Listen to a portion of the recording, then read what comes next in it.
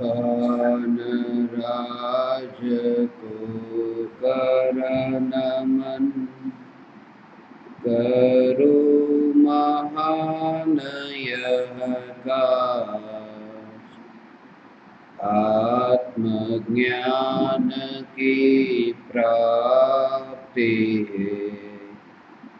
मंगलमय सुख सार, मंगलमय सुख सार।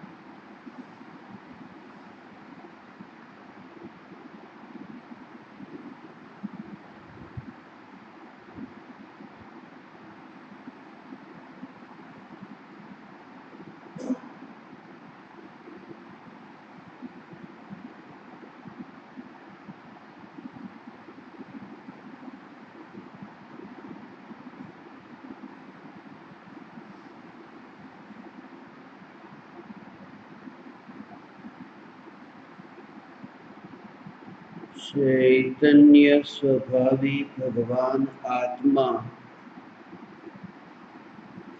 अनादि अनंत शुद्ध चैतन्य मात्र है, ज्ञान मात्र है।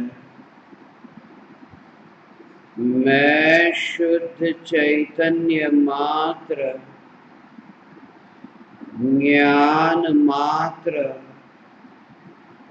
भगवान आत्मा हूँ। प्रति समय यह जागृति बनी रहे, इस जागृति का नाम धर्म है। देह की प्रत्येक क्रिया के काल में और विकल्पों के बहते प्रवाह के काल में ज्ञानी को प्रति समय यह जागृति रहती है कि मैं चैतन्य तत्व इस देह की किसी भी क्रिया में और विकल्पों के बहते प्रवाह में कहीं भी मिला नहीं हूँ। ऐसा शुद्ध चैतन्य तत्व मैं हूँ। प्रति समय स्वयं की शुद्ध चैतन्य सत्ता का बोध आत्म जागृति ही धर्म है। चैतन्य तत्व की स्व संवेदन प्रत्यक्ष निर्विकल्प अनुभूति होते ही देह होने पर भी देहातीत दशा प्रकट होती है। इतना ही नहीं, विकल्प होने पर भी विकल्पातीत दशा प्रकट होती है।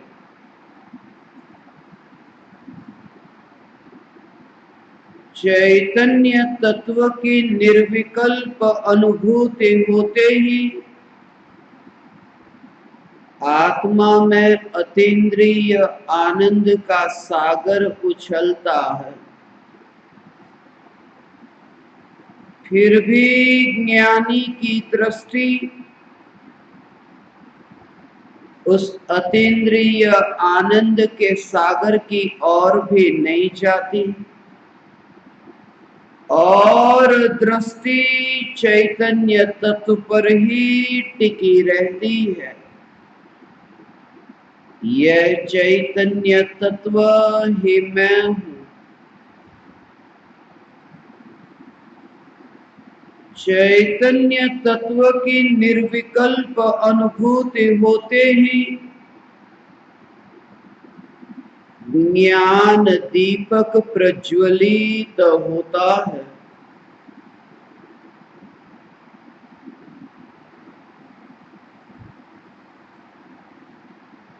ज्ञान दीपक प्रज्वलित होते ही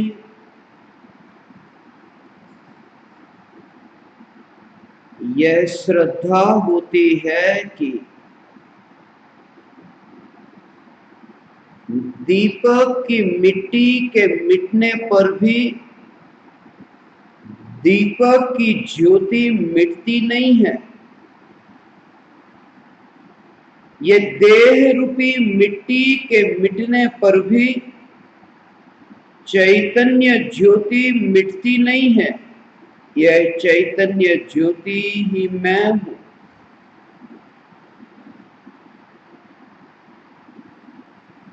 यह चैतन्य ज्योति की जागृति ही धर्म है।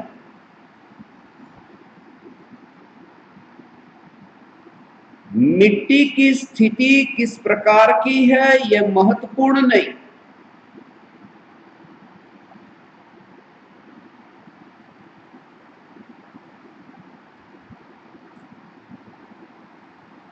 अंतर में जो भगवान आत्मा का कार्य हो रहा है, जानना जानना जानना, ये जानने देखने वाला कौन है?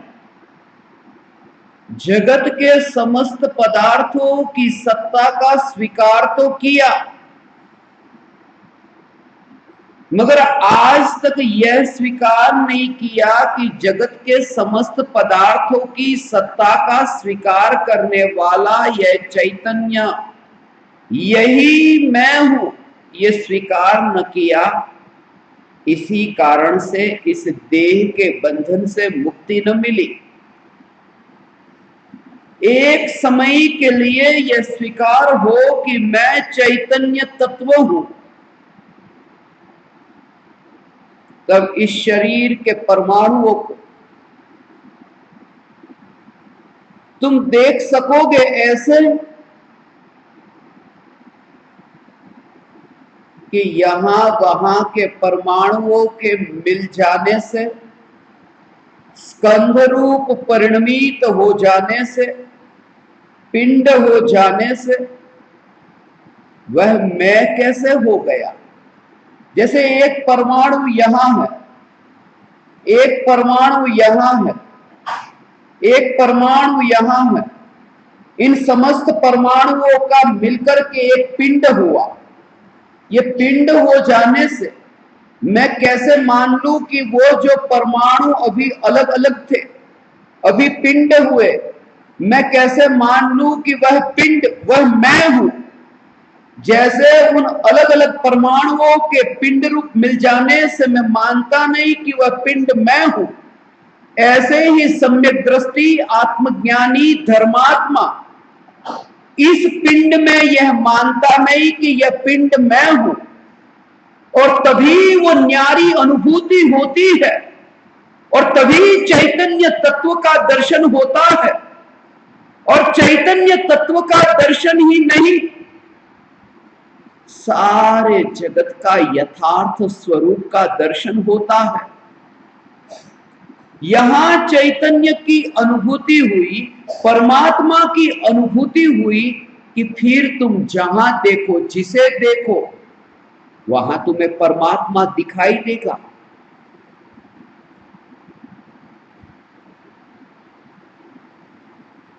परमात्माओं का मेला दिखाई देगा।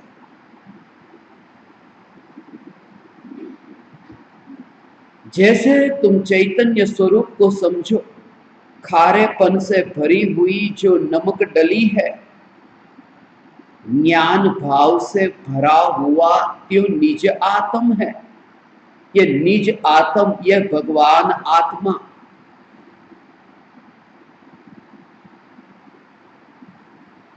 फिर ये आश्चर्य होता है, फिर जब तुम हाथ जोड़ते हो, मस्तक झुकाते हो, घुटने को टेकते हो, लेट जाते हो,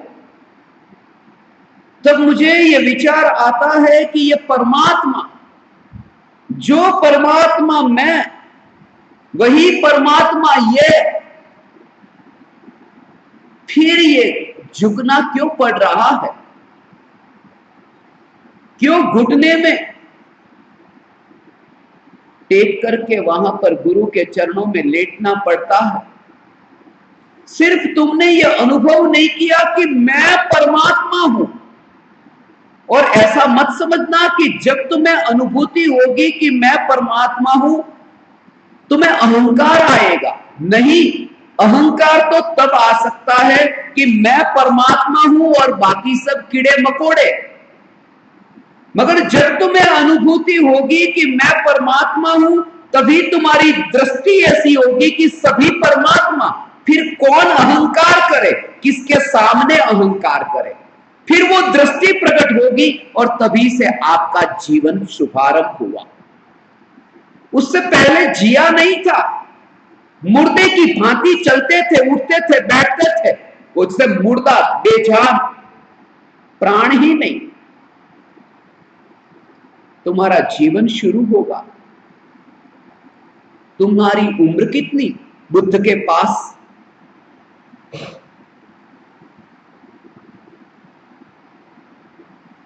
किसी आदमी को पूछा गया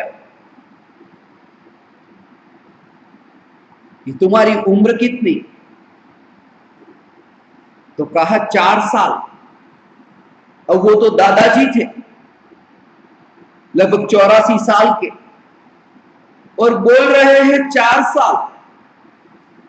जिस व्यक्ति ने यह पूछा कि आप 4 साल के हो, तो कहा हाँ, क्योंकि 80 साल तक तो जीवन की शुरुआत ही नहीं हुई थी, मुर्दे की तरह था। 4 साल से जीवन प्रारंभ हुआ, जब से ये जाना कि मैं कौन, स्वयं की अनुभूति हो, तब से जीवन का शुभारंभ होता।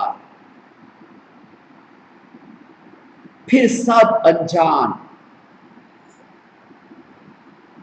कोई परिचय नहीं, कोई रिश्ता नहीं, कोई संबंध नहीं, सिर्फ परमात्मा परमात्मा परमात्मा। क्योंकि यहां से ही जैसे रिश्ता कटा इस शरीर के परमाणु से, जब रिश्ता कटा और यह अनुभव में आया कि मैं चैतन्य सत्ता, जब यहां से ही कोई रिश्ता न रहा, फिर दूर दूर यहां कहां रिश्ता होगा? फिर एक अनजान,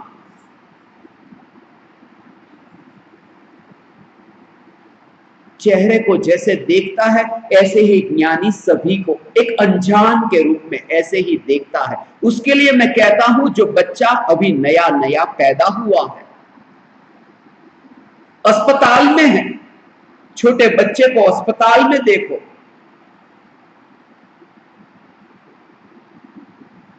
आंख खुली, अस्पताल की दीवार को देखता है,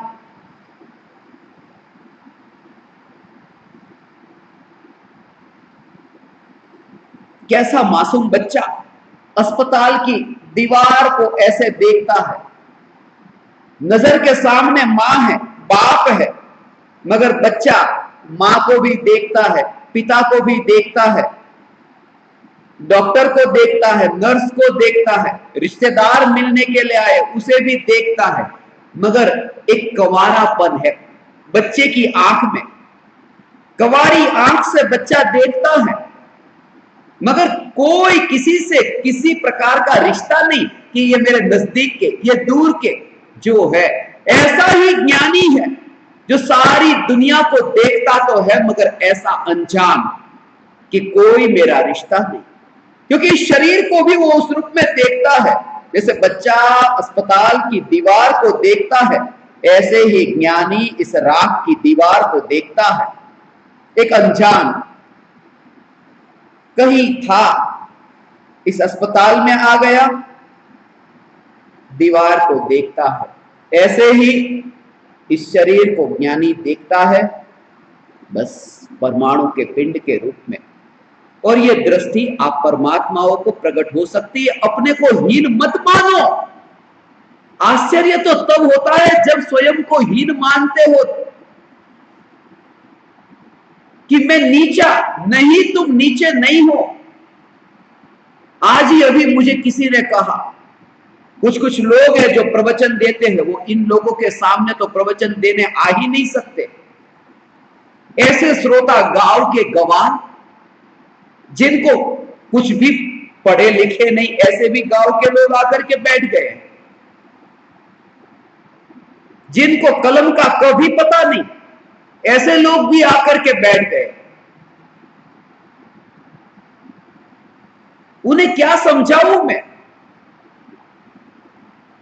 मगर मैं कहता हूं, जानवर को भी आत्मज्ञान हो सकता है। कुत्ते को, बिल्ली को, चूहे को, चिड़िया को आत्मज्ञान की प्राप्ति हो सकती है। तब आप तो मनुष्य हो, आपको क्यों नहीं हो सकती? सिर्फ इतना ही बोध हो जाए कि मैं म्यान नहीं हूं, मैं तलवार हूं। सिर्फ ये बोध हो जाए, और इस बोध के लिए तुम्हें शास्त्रों को कंठस्थ करने की जरूरत नहीं।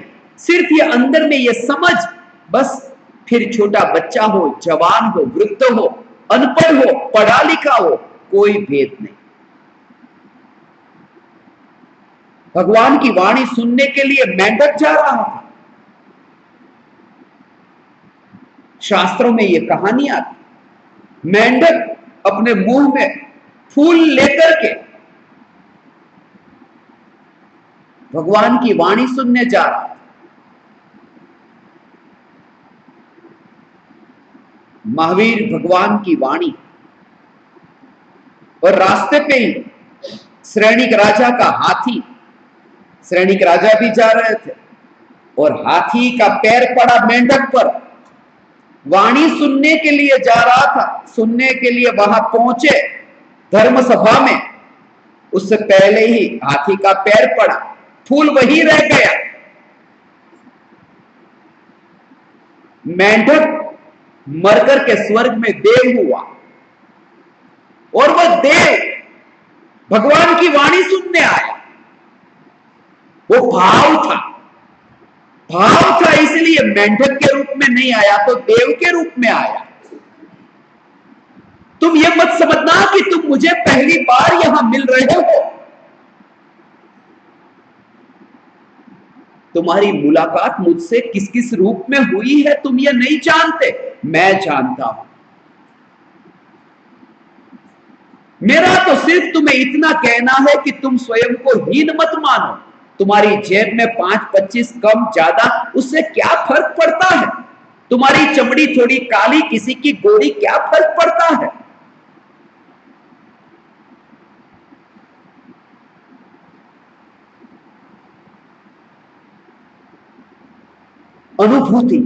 अनुभूति में कोई फर्क नहीं। अनुभूति तो अनुभूति है। आपने वायर देखा है ना, इलेक्ट्रिसिटी, सफेद रंग का प्लास्टिक ऊपर होता है, ऐसा वायर जिसमें सफेद प्लास्टिक ऊपर और किसी में काला प्लास्टिक हो, तो काले प्लास्टिक के अंदर जो वायर है उसमें हाथ लग जाए, और सफेद प्लास्टिक में अंदर वायर है, अंदर हाथ लग जाए, करंट का अनुभव जो होगा, अंदर क्या है वो महत्वपूर्ण है। बाहर सफेद काला उसका कोई प्रयोजन नहीं। वो जो झटका लगेगा वो प्लास्टिक का झटका नहीं लगता, वो अंदर जो है उसका झटका। तो चमड़ी काली है, गोरी है, उसका अनुभव नहीं होता। अनुभूति जब होती है तब चैतन्य सत्ता की होती है, शुद्धात्मा की होती है, भगवान आत्मा की होती है कि मैं वही ब्रह्म हूं, मैं वही चैतन्य परमात्मा हूं। ऐसी अनुभूति हुई कि तुम पड़ोसी हुए। इस शरीर के पड़ोसी, इस राख की दीवार के पड़ोसी। फिर तुम जहां बैठे हो वहां से दूर हो गए और इस शरीर को तुम देखते हो। ओ,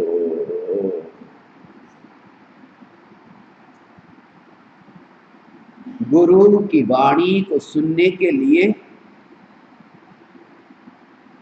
सिर्फ इतना कि तुम्हें आग्रह और अहंकार की जो पकड़ है उसे छोड़नी होगी। आज तक जो तुम जितना भी इकट्ठा करके आए हो वो कहना होगा ये मैं जानता हूं, ये मेरी स्थिति है, अब आप ही कहो मैं क्या करूं। और खाली होकर के बैठोगे तो ज्यादा पाओगे, वरना कितना भी तुम सुनो वो रस न आएगा, वो आनंद न आएगा अमृत का। तुम विष का ही पान करोगे, क्योंकि विष को लेकर के तुम आए हो और विष को छोड़ना भी नहीं चाहते। मुझे घटना स्मरण में आई।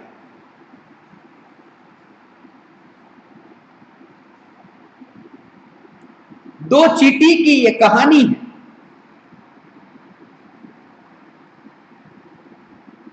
दो चींटी, सगी बहन। एक चींटी रहती है शक्कर के पहाड़ पर और दूसरी नमक के पहाड़ पर। और नमक के पहाड़ वाली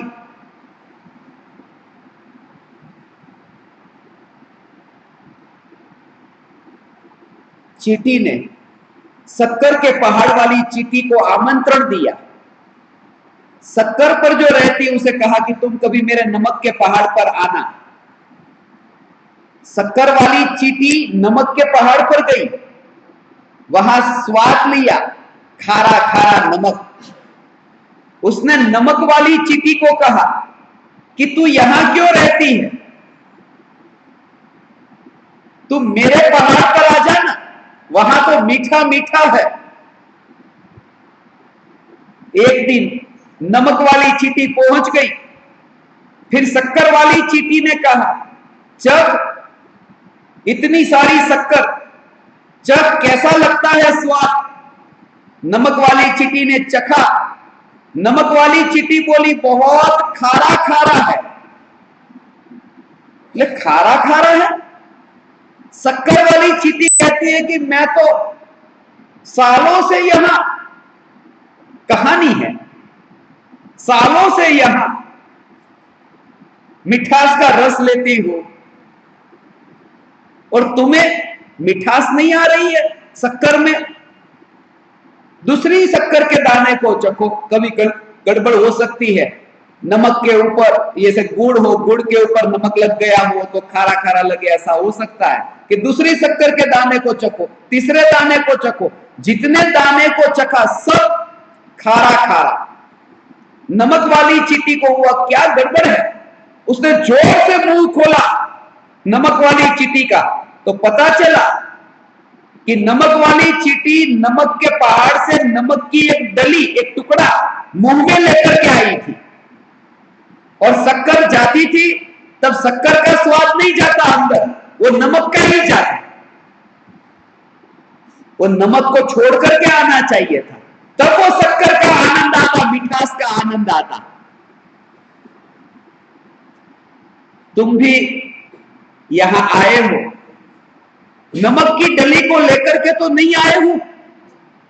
फिर शिकायत मत करना कि हमें अमृत की अनुभूति नहीं हुई। जो भी है ये रहा मैं। शिष्य में ये साहस हो, ये साहस हो कि ये रहा मैं, मुझे तो कुछ भी नहीं आता। जितना मिटने को तैयार हो जाए अहंकार को मिटाने को, अहंकार मिटे। बाल्टी नीचे हो, नल ऊपर हो तो भरता है।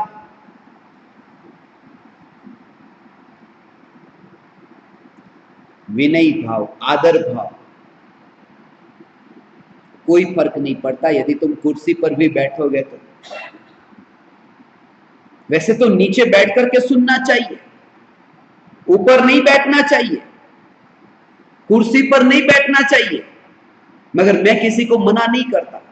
मैं तो ऐसी जगह पर भी अस्पतालों में गया हूं जहां लोग मरने की तैयारी में हो, लेटे हो, शरीर में से इतना कचरा निकलता हो, मल निकलता हो, मूत्र निकलता हो, फिर भी उनको कहता हूं कि मैं चैतन्य परमात्मा हूं, ये विचार करो। शरीर तुम्हारा किस स्थिति में है ये महत्वपूर्ण नहीं। और गुरु की नजरों में कोई भी शिष्य शरीर के रूप में नहीं, वह आत्मा है, परमात्मा है। ऐसी दृष्टि गुरु की कि प्रत्येक आत्मा परमात्मा है, क्योंकि गुरु को कुछ चाहिए नहीं, कुछ लेना नहीं है। क्या लेंगे वे? अपने में खाली लगे तो किसी से लेने का भाव आए। जिनको अनुभव हुआ कि मैं पूर्ण, फिर कहां मांगने की वृत्ति रही, फिर कहां हाथ फैलाने की, भीख मांगने की वृत्ति रही। कुछ भी नहीं लेता गुरु, तो वह उसकी मस्ती होगी। और बहुत मुश्किल है ऐसे गुरु का योग मिलना इस काल में, इस भूमि पर।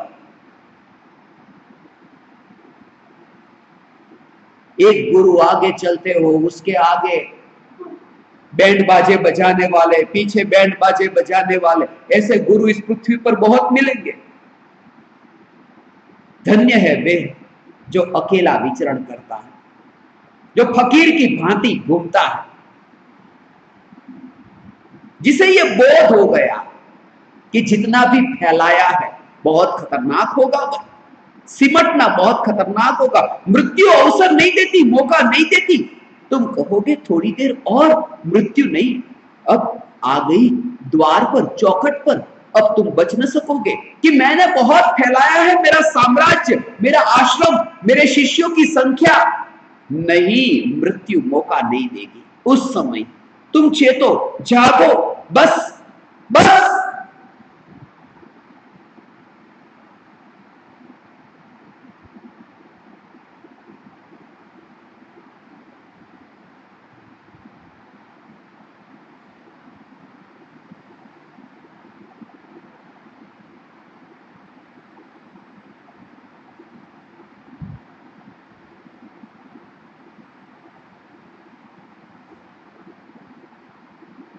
हे चैतन्य परमात्मा, हे भगवान आत्मा,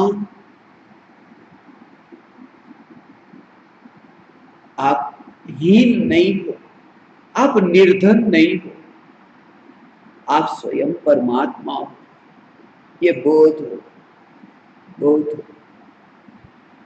गुरु वह परायों से अपेक्षा ही न रही, हाथ फैलाने वाली वृत्ति ही मिट गई। फिर वो आनंद अंतर का आनंद है। किसी में कोई पक्षपात नहीं, विशेषों में जाने की जिनको अब रुचि नहीं, उसका भाव बहुत सूक्ष्म है। गुरु की दृष्टि में कोई भेद नहीं, ऐसा। तभी आपका उपचार ठीक तरह से हो सकेगा। जहां पर भी न्यायपूर्ण उपचार करना हो, वहां पर भेदों को नजर में नहीं लेते कि ये पुरुष, ये स्त्री, नहीं, परमात्मा, बात खत्म हो गई। विशेष विशेष विशेष में गुरु तो वैद्य है। आपने अस्पताल में देखा है डॉक्टर कैसे बोलते हैं कि मैं रमेश के पास जाकर आया हूं, अब सुरेश के पास जाऊंगा।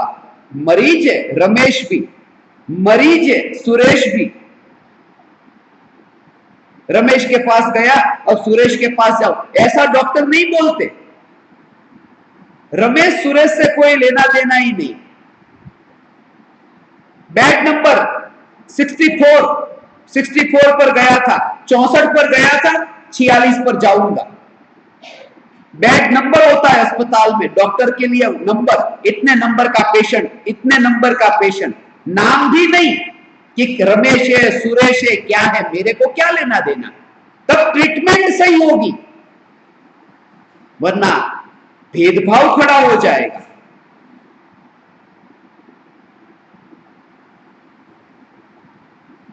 कि अपनी जो सरनेम है, ऐसी सरनेम वाला एक पेशेंट आया, एक मरीज आया, और दूसरा कोई दूसरी सरनेम वाला, तो इधर पहले जाता हूं, वो भेद खड़ा होगा।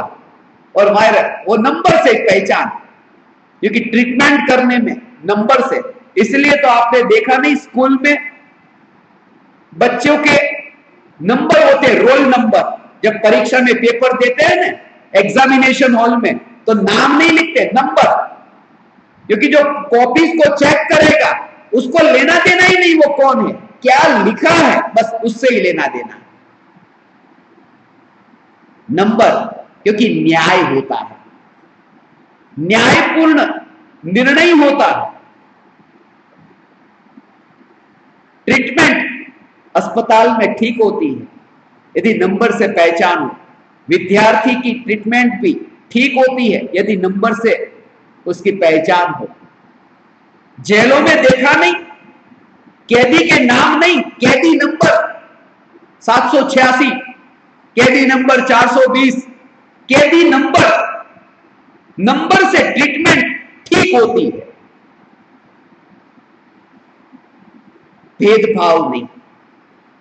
और शिष्य भी ऐसा है, ज्ञानी के दृष्टि में कोई भेद नहीं, सब प्यासे, और तुम प्यासे हो इसलिए तो गुरु के पास गए, क्योंकि प्यास छिपी तो कुएं की खोज कौन करता है, तुम न खोजोगे फिर कुएं को, तुम्हें अनुभूति होगी, होगी, अवश्य होगी, देह में से निकलने से पहले ये अनुभूति होगी कि मैं देह नहीं हूं, ऐसा अंदर से।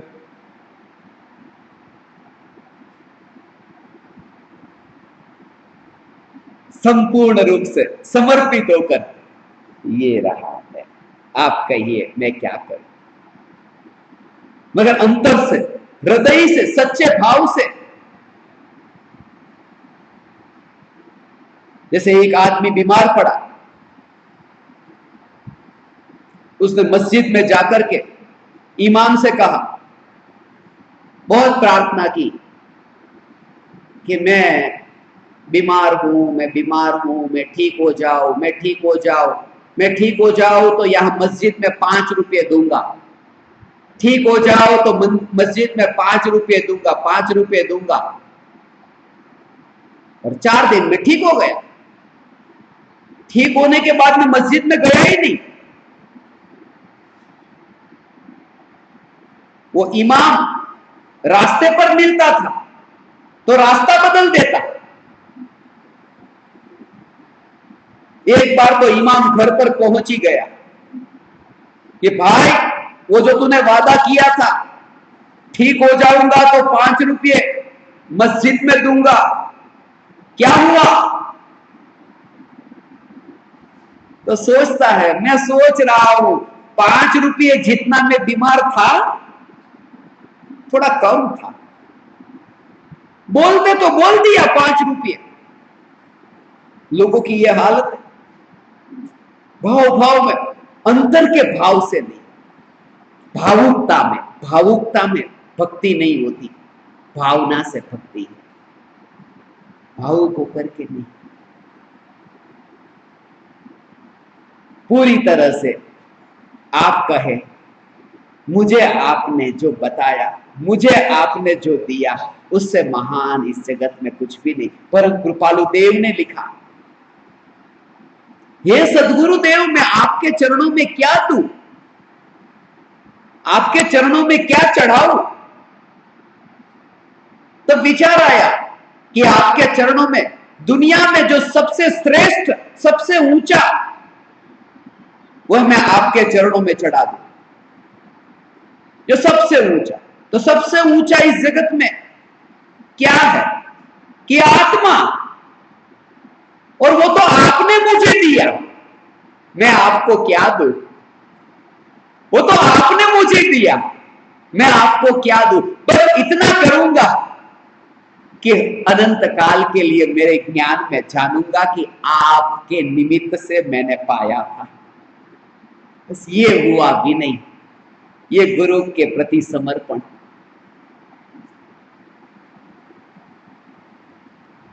तुमने तो कुछ भी नहीं किया, गुरु के अभी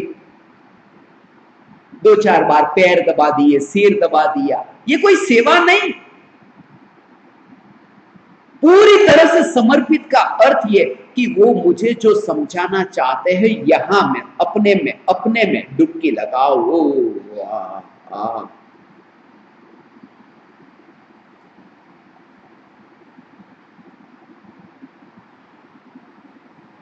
ये आदर होगा, ये विनय होगा, ये विनय होगा।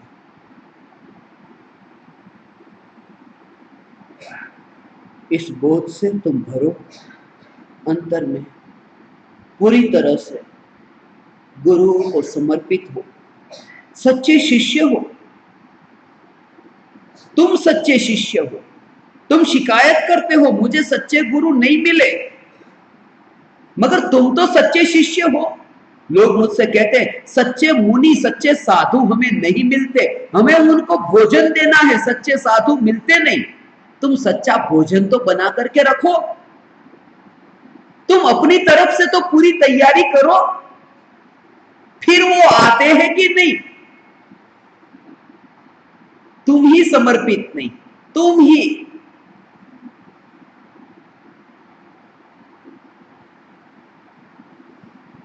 इतने शिथिल, आलसी, एक कदम भी आगे बढ़ना नहीं, और कहते हो गुरु मिलते नहीं। एक शिष्य मुझे स्मरण में आया, गुरु ने कहा शिष्य से एक काम करो। गुरु ने सिर्फ पूछा कि बाहर बरसात हो रही है कि नहीं, देख के आओ। अब गुरु का इतना काम तुम नहीं कर सकते, मगर शिष्य ने क्या कहा, बाहर बरसात आ रही है कि नहीं गुरु ने यह पूछा था। शिष्य कहता है गुरुजी ये देखो बिल्ली आई, बाहर से ही आई है, हाथ लगा दो उसके ऊपर, यदि वो गीला गीला होगा तो बरसात हो रही होगी। उठता नहीं है, यहां से वहां जाता नहीं।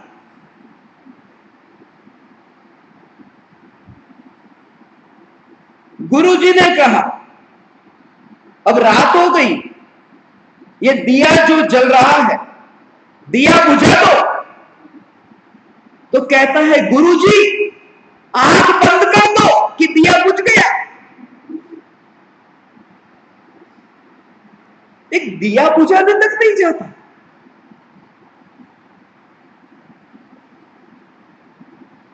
गुरुजी ने कहा ठीक है, चलो कंबल ओढ़ा दो। तो कहता है गुरुजी दो काम मैंने किए, एक आप नहीं कर सकते। अब इतना काम जो गुरु का नहीं करता और मोक्ष जाने की बातें करता है। सच्चा शिष्य होना, तुम्हें सदगुरु का योग सहज ही प्राप्त होगा। तुम सच्चे शिष्य होना, और सच्चे शिष्य का अर्थ एक चैतन्य के लक्ष्य से ही जिनकी आत्म साधना प्रारंभ हो, बस वही सच्चा शिष्य है, वही सच्चा शिष्य है।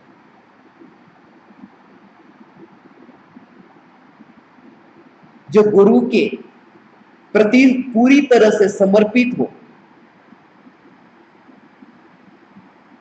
मगर अपने को नीचा न माने कि मैं नीचा हूं, मैं नीचा हूं, मैं नीचा हूं। नहीं, मैं नीचा नहीं,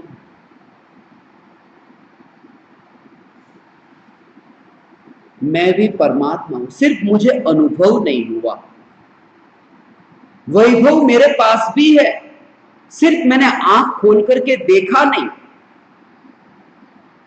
जैसा वैभव गुरु के पास ऐसा मेरे पास। सिर्फ मैंने देखा नहीं, आंख खोलूं कि गुरु को जो अनुभव हुआ वही अनुभव मुझे होगा। बहुत मुश्किल है गुरु के, प्रत्यक्ष गुरु के साथ में बैठना। परम कृपालु देव ने पिछले 2500 वर्षों में प्रत्यक्ष गुरु की जो महिमा बताई, ऐसी महिमा किसी ने नहीं बताई। क्योंकि तस्वीर के सामने हाथ जोड़ देना अच्छा है, आसान है, सरल है, मगर जिंदा के सामने बैठना, जैसे ही तुम्हें नींद आ जाएगी वो कहेगा अरे आंख खोलो, तस्वीर तुम्हें कुछ भी नहीं कहेगी, पूरी रात भर दिन भर सोते रहो। इसलिए जिंदा जीवंत गुरु जो काम करेगा वो तस्वीर न करेगी। क्योंकि दिए की तस्वीर हो और दिए की तस्वीर के पास में आप अपना दिया लेकर के जाओ, आपका दिया न जलेगा। जलता हुआ दिया उसके पास लेकर जाओ तो आपका दिया जलेगा। बहुत मुश्किल है जलते हुए दिए का योग मिलना इस काल में। और सूरज की तस्वीर से भी जलता हुआ दिया अधिक मूल्यवान है। परमात्मा की तस्वीर से जिंदा गुरु अधिक मूल्यवान है। क्योंकि अंधेरा हो तो पता ही न चलेगा कि सूरज की तस्वीर है, जलते हुए दिए से पता चलता है कि यहां सूरज की तस्वीर है। जीवंत गुरु से पता चलता है कि ये महावीर भगवान जिसकी तस्वीर, वे कौन थे, वो जीवंत गुरु बताता। ये राम जिनकी तस्वीर है वे कौन थे, वो जीवंत गुरु बताता। इसलिए जीवंत गुरु, प्रत्यक्ष गुरु के बहुत गुणगान गाए, मगर तुम अपने को उनके पास में रह करके भी नीचा मत मानना, नीचा मत मानना। सदगुरु जलता हुआ दिया है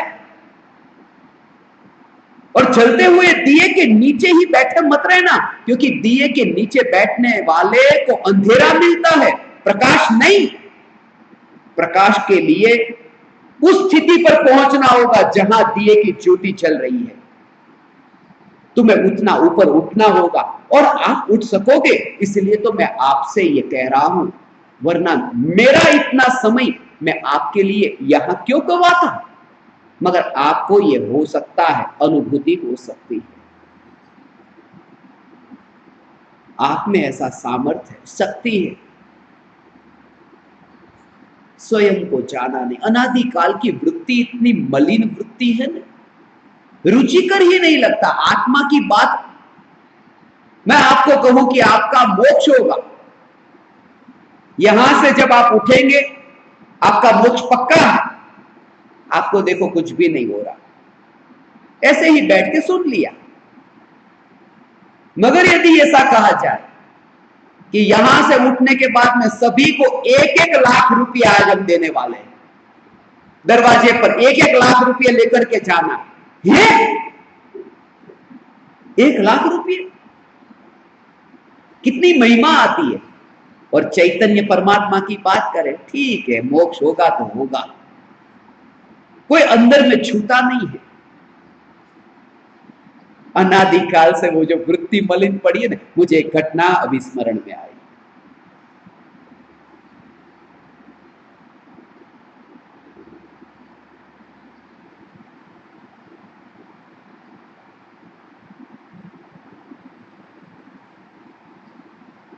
आपने सुना हो,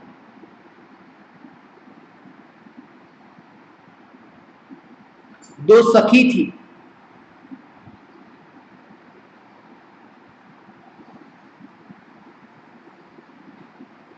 एक महिला है फूल को बेचती है, एक महिला मछली को बेचती है।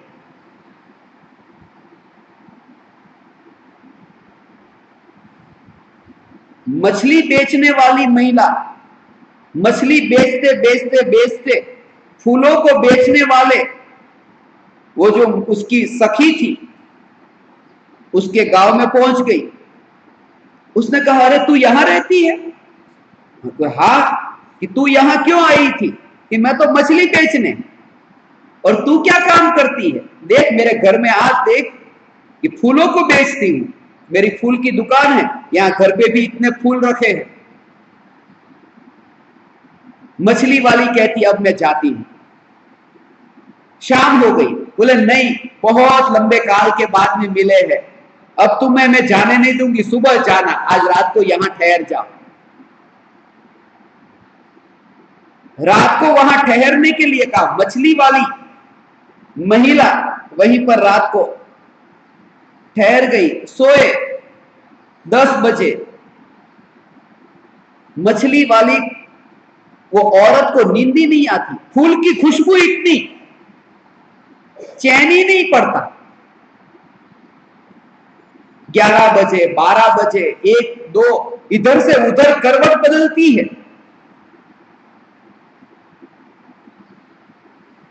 मगर मछली वाली महिला को तो नींद ही नहीं आ रही। फूल वाली रात को 2 बजे उठी, देखा कि ये तो करवटें बदल रही है, उसे नींद नहीं आ रही। मछली की जो टोकरी थी, टोपलो, फूल वाली औरत उठी और लेकर आई, उसके ऊपर पानी छिड़का, पानी छिड़का, और तभी वो मछली वाली को तुरंत नींद आ गई। खुशबू में नींद नहीं आई, बदबू में नींद आ गई, क्योंकि आदत थी। अज्ञानी की आदत ऐसी है, कोई बिरला ऐसा जो उस बदबू को छोड़ने को तैयार हो जाए, जो उस पकड़ को छोड़ने को तैयार हो जाए, और वह तुम हो, वरना तुम यहां बैठते नहीं। मैं देखता हूं कैसी हालत में आप यहां ठहरते हो। एक इतने बड़े हॉल में सब गांव से आए हुए, कोई इधर लेटता है, कोई उधर, उधर ही बैठना, उधर ही खाना, उधर ही, वहीं पर ही कपड़े बदलना, वहीं पर ही नहाना धोना, सब कैसी हालत में आप रहते हो। ये बहुत आसान नहीं, वो अंदर में कुछ न कुछ तो भाव होगा आत्मा के प्रति, परमात्मा के प्रति, वरना कौन सहन करता है ऐसा कि कतार में खड़ा रहना पड़ता हो बाथरूम के लिए, कि 4 लोग आगे कतार में है, बाद में मेरा नंबर आएगा, फिर भी आप आए, फिर भी आप यहां रुके। वो अंदर में कहीं ना कहीं आपका भविष्य चैतन्य की अंतर यात्रा में लिखा है, वरना आपको ये रुचिकर न लगता, आपको भाव ही नहीं आते। ये भविष्य उज्जवल है, वरना ये भाव नहीं आते।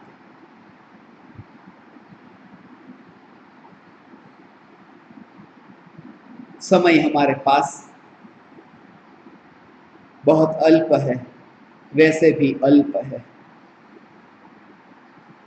जितना समय मिले है, साधना प्रारंभ हो, आपकी ज्ञान दीपक प्रज्वलन आत्म साधना आज से ही प्रारंभ होने जा रही है। आप सबको जो पेपर्स दिए हैं,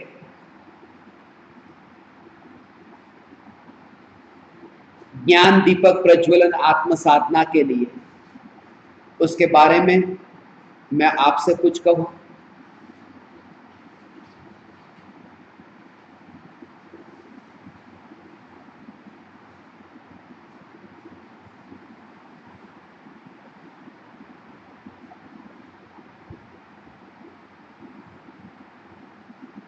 महाभाग्य, आपको ये अवसर प्राप्त हुआ है ज्ञान दीपक प्रज्वलित करने का।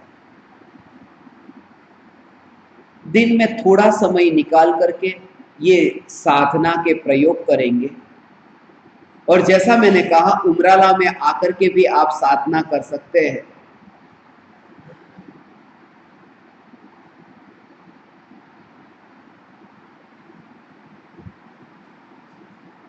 थोड़ा समय निकाल कर अपने लिए, अपने साथ एकांत में, जहां कोई पराये के लिए जगह नहीं, ऐसी अनुभूति आप परमात्माओं को प्रकट हो।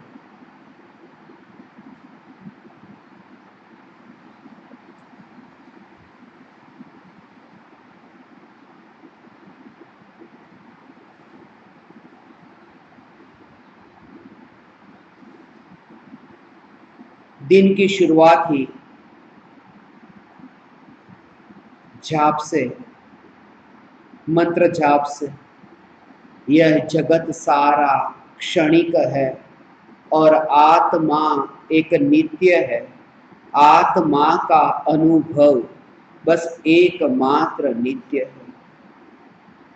ये सारा जगत क्षणिक है।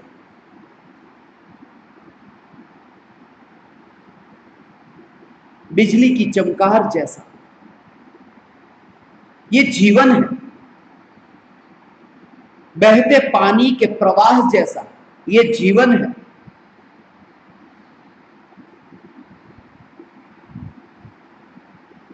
जिंदगी एक सपना है, मृत्यु है सपने का छूट जाना। और वह सपना छूट जाए उससे पहले जो जाग जाए उसका नाम ज्ञानी।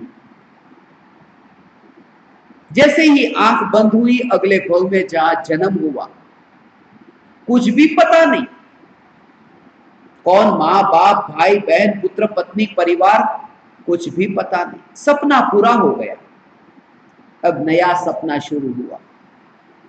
हमारे सपने बदलते रहते हैं। कभी चींटी हो गए, कभी कीड़े हो गए, कभी गाय भैंस कुत्ते बिल्ली, ये सपने हमारे बदलते रहते हैं। और सपने तो बदलते ही रहेंगे उनके जो नींद में है। जागे कि सपने से छूटे। इसलिए मैं बार बार आपसे कहता हूं, जागो। और जागने पर एक सपना नहीं छूट जाता, जागने पर सभी सपने से आप छूट जाते हो, मुक्त हो जाते हो। जैसे ही आप जागे कि आप सभी देह से, सभी शरीर से पार हो जाते हो। ऐसी आपकी सुबह से ही शुरुआत होगी मंत्र जाप से। दिन में 4 बार आपको ध्यान करना होगा। वो ध्यान से पूर्व तत्व विचार है, जिसका ऑडियो आपको व्हाट्सएप में भेजा जाएगा। और जो व्हाट्सएप फोन, मोबाइल फोन ये नहीं जानते हो, उनके लिए एक कागज में छपा हुआ आपको दिया जाएगा। उसे पढ़ करके फिर उसका विचार करना है। वो किस प्रकार से, उसके बारे में मैं आप सभी को बताऊंगा।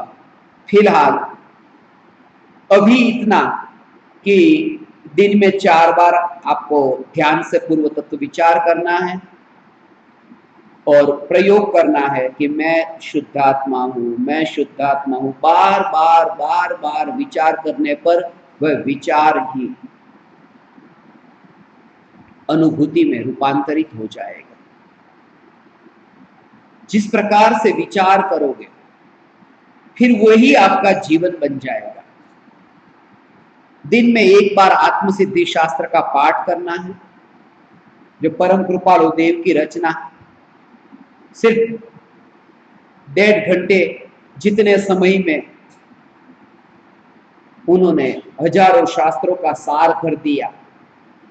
दिन में 1 बार वो पाठ कम से कम करना और 1 घंटा और 12 मिनट आपको सत्संग सुनना है। और ये साधना आप अपने घर पर रहकर कर सकेंगे। इसके लिए आपको कुछ भी छोड़ना नहीं है। कहीं जाते हो, जो काम आप करते हो, किसी गुरु को मानते हो, किसी मंदिर में मैं किसी को मना नहीं करता, तुम्हें जो करना है सो करो। सिर्फ ये सुनो, विचार तो करो। और जब तुम्हारा अंतर्नाद ये कहे कि बस ये जो मैंने सुना, मुझे अंतर में ऐसा अनुभव हो रहा है, आप ही आपके निर्णायक होंगे। हर बात, हर समय फिर आपको वो जागृति प्रकट होगी। कोई भी घटना घटी तो अलिप्त भाव के कारण।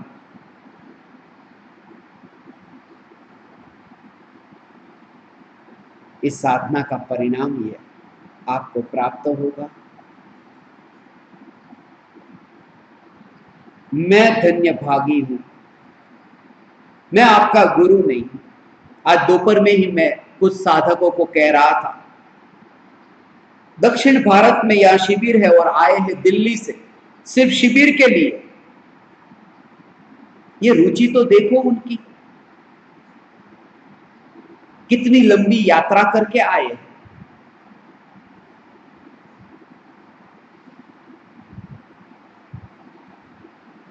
और उसी बात को मैं बता रहा था कि मैं हमेशा अकेला यात्रा करता हूं। मुझे मेरे स्वागत के लिए, भक्ति के लिए भीड़ नहीं चाहिए, ढोल नगारे बजाने वाले नहीं चाहिए। मुझे ज्यादा आनंद आता है उसमें कि मैं चुपचाप अपना थैला उठा करके कब आ गया किसी को पता भी न चले। बैंड बाजे बजाने की जरूरत नहीं।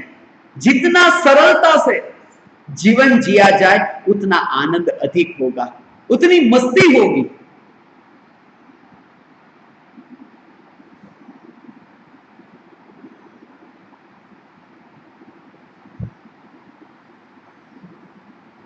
वरना मैं आऊंगा, मेरे साथ में 25-50 लोगों को लेकर आऊंगा, यहां एक को ठहराने का प्रॉब्लम है, 25-50 को कहां ठहराओगे? होटलों में कितना खर्चा करना पड़ेगा। मैं पूरी गैंग को लेकर के नहीं निकलता हूं। मैं 144 देश में अकेला गया, थैला खुद का उठा करके। मेरे पास थैला उठाने वाला कोई नहीं था और आनंद था, क्योंकि गुलामी नहीं थी किसी पराये की, स्वतंत्रता थी। ऐसा ही जीवन जिए, सरलता, सादगी से, जिसमें आनंद है। मुझे तो फिलहाल अभी आप परमात्माओं का योग मिला। मुझसे कम उम्र के बच्चे तो यहां कोई दिखाई ही नहीं देते। होंगे तो कोई माँ बाप के साथ में गलती से आ गए होंगे, जबरदस्ती आना पड़ा होगा, घर पर कोई नहीं होगा। सब मेरे पिताजी की उम्र के दिखते हैं, मेरी माताजी के उम्र के, दादाजी के उम्र के बैठे हैं। मैं आपका गुरु नहीं हूं, मैं तो एक छोटा बच्चा, बच्चा समझ करके ही मुझे सुनना। मैं बच्चा, बस जो मैंने जाना वो मैं आपसे कहता हूं। बस तुम्हें रुचिकर लगे तो सुन लो, अनुभव कर लो। मैं आया और अभी गया, फिर भी आपका ऋण रहा मुझ पर, क्योंकि मुझे सत्संग करने का अवसर दिया। इस बच्चे पर आपका उपकार रहा। मैं आप समस्त परमात्माओं को मेरे हृदय के अंतःकरण से प्रणाम करता हूं। मेरे प्रणाम स्वीकार कर।